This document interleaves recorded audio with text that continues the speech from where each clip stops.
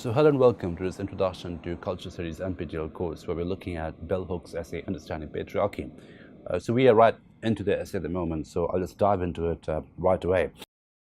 Just to sort of repeat a little bit about where we stopped in the last essay, where Hooks looks at patriarchy as a pathological problem, as a mental problem, and she sort of equates it with a level of insanity.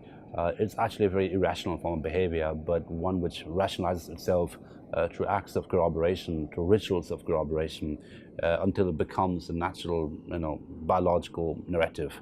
But it's actually a deeply irrational, insane narrative, and this insanity and irrationality is something that Hooks constantly highlights in this particular essay. So this section that we'll study in this particular lecture is on your screen, where Hooks talks about how patriarchy promotes insanity. Again, it's a very provocative sentence, and this entire provocative quality is what makes this essay very distinguished. It marks this essay, it characterizes this particular essay. The provocative personal quality, often drawing on anecdotal evidence, often drawing on very personal evidence, and this constant entanglement between the personal and the discursive orders. The experiential and the discursive orders, experiential and ideological orders, is what makes this particular essay very fascinating. And as I may have already said, coming to this essay from Hacking's social construction of what, we see how this essay moves away from a sort of a narrow social constructionist theory of looking at patriarchy and draws on experiential lived realities of patriarchy and offers a very interesting mixture of this lived reality and discursivity together, which is what we need in terms of looking at a complex model such as patriarchy. So patriarchy promotes insanity. It is at the root of the psychological ills troubling men in our nation. Nevertheless, there is no mass concern for the plight of men. In Stifled, the betrayal of the American men, Suzanne Faludi includes very little discussion of patriarchy. So this particular book by Suzanne Faludi is called Stifled, the betrayal of American men. So the very title suggests how patriarchy how patriarchy basically cripples men. Patriarchy basically destabilizes men at an emotional level. And this particular book, it doesn't really engage so much with patriarchy except for a few scattered sections. And this is one section that Hooks is highlighting. Okay.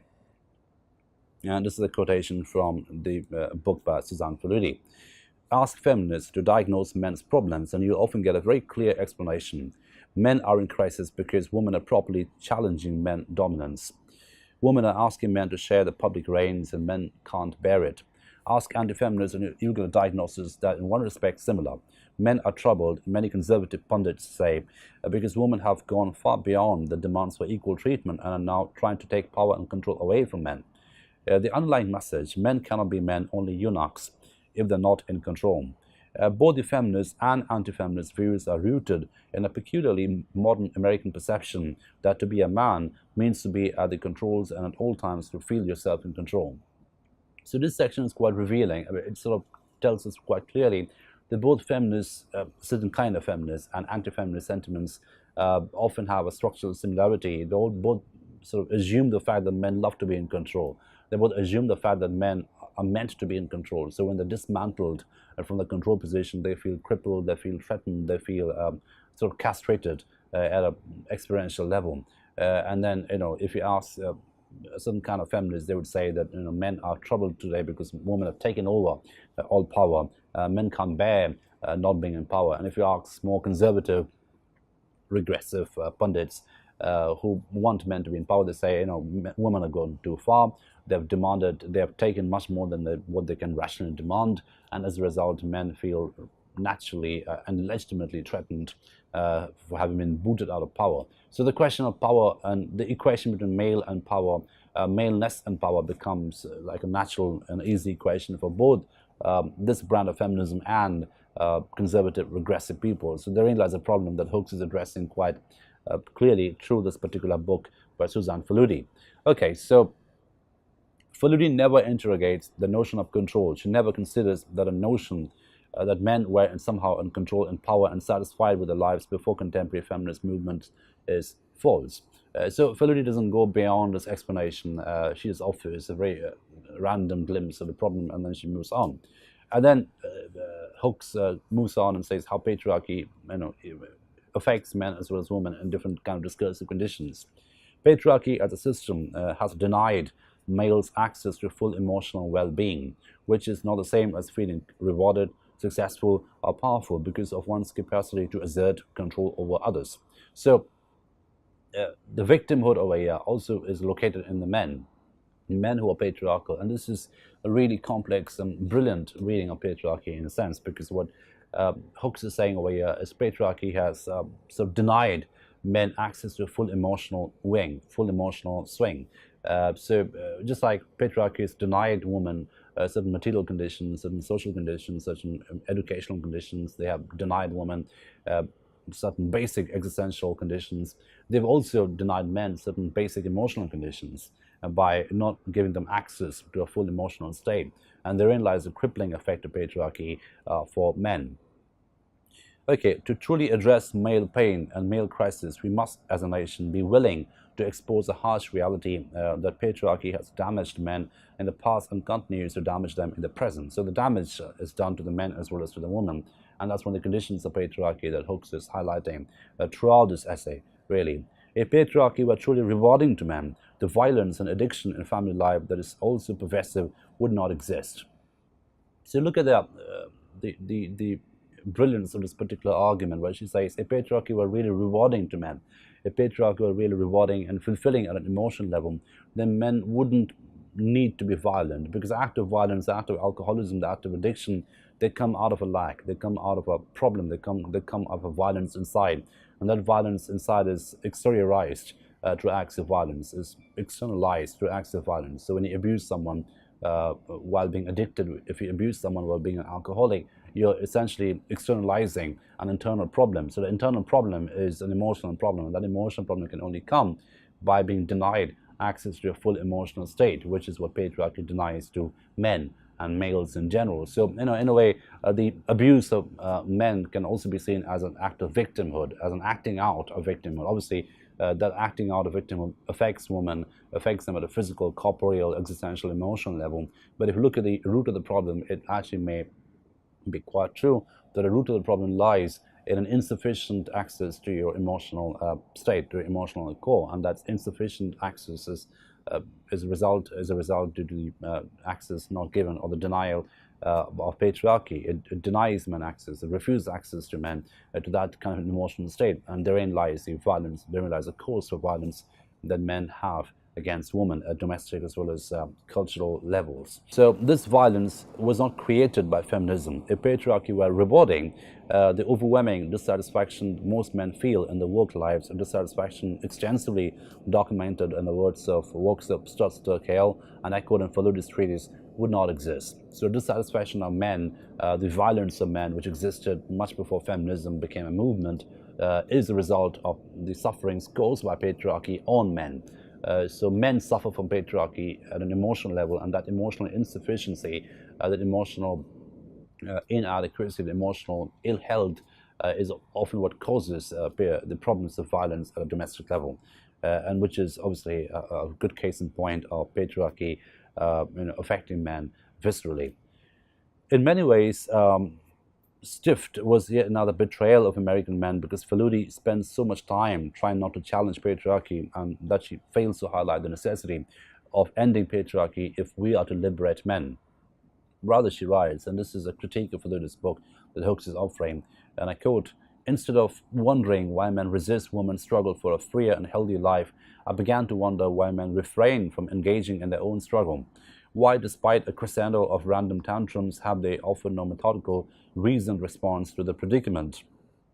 Given the untenable and insulting nature of the demands placed on men to prove themselves in our culture, why don't men revolt? Why haven't men responded to the series of betrayals in their own lives, to the failures of the fathers to make good on the promises with something co-equal to feminism?" No, the Faludi does not dare risk either the ire of feminist females by suggesting that men can find salvation in feminist movement or rejection by potential male readers who are, who are solidly anti-feminist, by suggesting that they have something to gain from engaging feminism. So what Hooks says over here, the Faludi's book ends up being a binary, ends up rejecting the idea that men can actually draw on feminism, that men can be feminists, and men and feminists can get along. You don't have to be a biological female in order to be a feminist. So men can actually be very strong feminists. So that kind of a collaborative approach is not drawn out in further this book. So she, that particular book, retains the binary of men being victims, men being oppressors, and women being passive sufferers of patriarchy. And that's sort of a very convenient construct, a very convenient binary that Fellowdy ends up retaining, and something that is obviously critiqued by Hooks quite extensively in this particular book. Okay, so far in our nation, visionary feminist movement is an only struggle for justice that emphasizes the need to end patriarchy. No mass body of women has challenged patriarchy, and neither has any group of men come together to lead the struggle.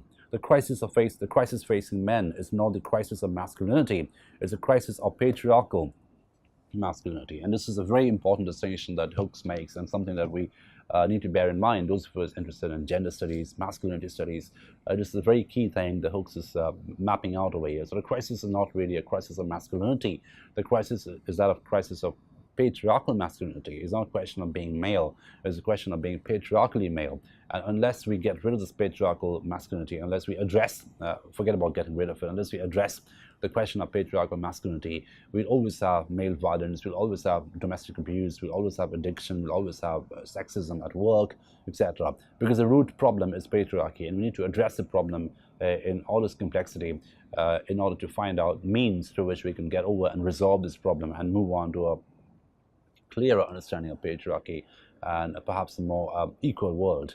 Okay, until we make this distinction clear, men will continue to fear that any critique of patriarchy represents a threat.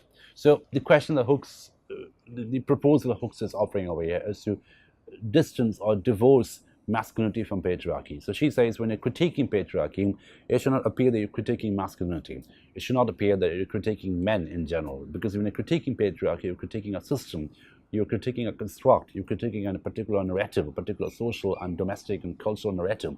And men have nothing to do with that narrative at a biological level. It's something which is culturally constructed, okay? And then it's lived experientially, it's lived on a day-to-day life basis, it's a lived reality, it's a lived suffering, etc.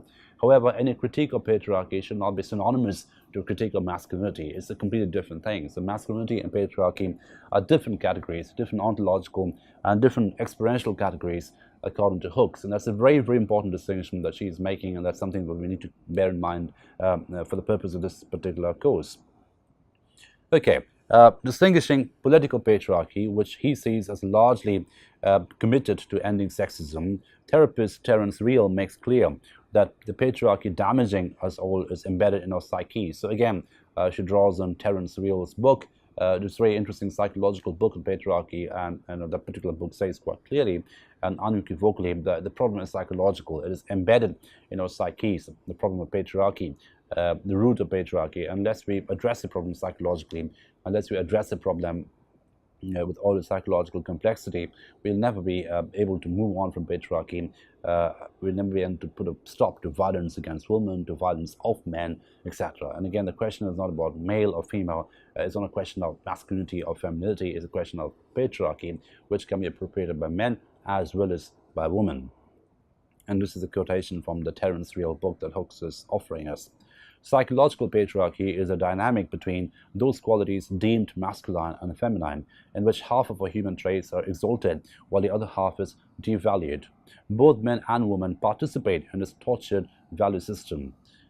Psychological patriarchy is a dance of contempt, a perverse form of connection that replaces true intimacy with complex, covert layers of dominance and submission, collusion, and manipulation. So look at the words that we use over here. So connection, domination, manipulation, collusion. So patriarchy, like any narrative, when it becomes a grand narrative, it works through collusions and manipulations. So it must make these very collusive connections in order to become a seamless narrative. So the seams must not show, the constructive quality must not show, and it can only be effaced away through an act of manipulation. So patriarchy proceeds as a narrative with acts of manipulation, and then becomes a grand narrative which effaces and very conveniently conceals any act of construction, any scene which may reveal its constructed quality. That's conveniently concealed. Okay, so it's a question of covert layers of dominance and submission, collusion and manipulation. It is the unacknowledged paradigm of relationships that has suffused Western civilization generation after generation, deforming both sexes and destroying the passionate bond between them. So this particular section is very, very important. It's an intergenerational malady. It's something which has affected generation after generation, and this entire idea of patriarchy as being a narrative, as being a cultural narrative, which must be questioned, which must be unpacked, which must be deconstructed, and then it must be done away with, is the great clarion call that Hooks is making at this point of time. And again, moves away from, it's a movement which looks at patriarchy as being divorced from masculinity. So masculinity and patriarchy are different paradigms, different experiential systems, different ontological categories altogether. By highlighting psychological patriarchy, we see that everyone is implicated and that we are freed from the misperception that men are the enemy. So again, the idea of alterity becomes important. So we don't need to make we don't need to generate or create an order of alterity when men become the enemy by default, right? So it's an inclusive system. We should look at a more collaborative approach where men and women work together to dismantle patriarchy, to address the questions of patriarchy, to address the oppression of patriarchy, because both the sufferers as well as perpetrators of patriarchy at different levels. To end patriarchy, we must challenge both its psychological and its concrete manifestations in daily life. So its psychological manifestation as well as the external manifestations in daily lives. Again, we're looking at this entanglement between the inside and the outside. And that's entanglement which we keep drawing on in cultural studies, that this constant loop between what's happening inside neurally, psychologically at an embodied level, and the way it's manifested at a cultural, macro, extended level. And that's something which is a very interesting loop. And patriarchy, like any other system, operates in that kind of a loop. So we must challenge both its psychological and its concrete manifestations in daily life. There are folks who are able to critique patriarchy but unable to act in an anti-patriarchal manner. So it's often easy to intellectually critique patriarchy. It's often easy to epistemically critique patriarchy through discussions, dialogues, and linguistic subversions. But it can often become a very difficult task to actually enact anti-patriarchal behavior in daily real life. So this question of reality and pure discursivity becomes a key question here as well. And this is again where hacking becomes important for us. If we are limited, if we are constrained by this constructionist logic, then obviously we don't end up being real. We don't end up being subversive at a real daily lived bodily level. And that's something that Hooks wants. Hooks wants an entanglement, a combination of discursive subversion as well as experiential lived subversion. That's the only way to go about critiquing patriarchy. To end male pain, to respond effectively to male crisis, we have to name the problem. We have to note, we have to classify, we have to address the problem, we have to hold the problem, pinpoint the problem, and that is patriarchy according to Hooks.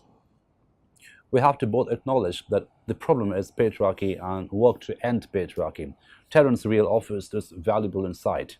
The reclamation of wholeness is a process even more fraught for men than it has been for women, more difficult and more profoundly threatening to the culture at large. So it's more difficult for men to recover the wholeness because they've lived a fractured life all their lives, because they have been denied access to the emotional wholeness, they have been denied access to the existential wholeness. So patriarchy essentially metonymizes men.